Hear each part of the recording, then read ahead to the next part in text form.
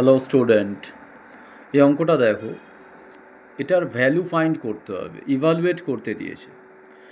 এটা একখানা মিক্স ফ্র্যাকশনের যোগ বিয়োগ ছাড়া আর কিছুই না, ঠিক আছে?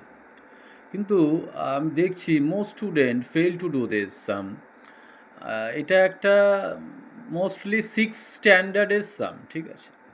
6-7 স্ট্যান্ডার্ডের সাম, যোগ বিয়োগ পাতি, আর কিছুই না। কিন্তু আমি দেখছি ক্লাস 8-9-এর স্টুডেন্টরাও এই অঙ্কটা করতে পারছে না।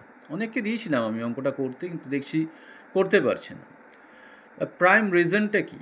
প্রাইম রিজন হচ্ছে তারা যেভাবে যোগ বিয়োগ শিখেছে মিক্স ফ্র্যাকশানের, মানে বা প্রপার ফ্র্যাকশানের যে যোগ বিয়োগগুলো শিখেছে, সেখানে তারা এই লসাগু করতে গিয়ে মেন ব্লান্ডারটা করে।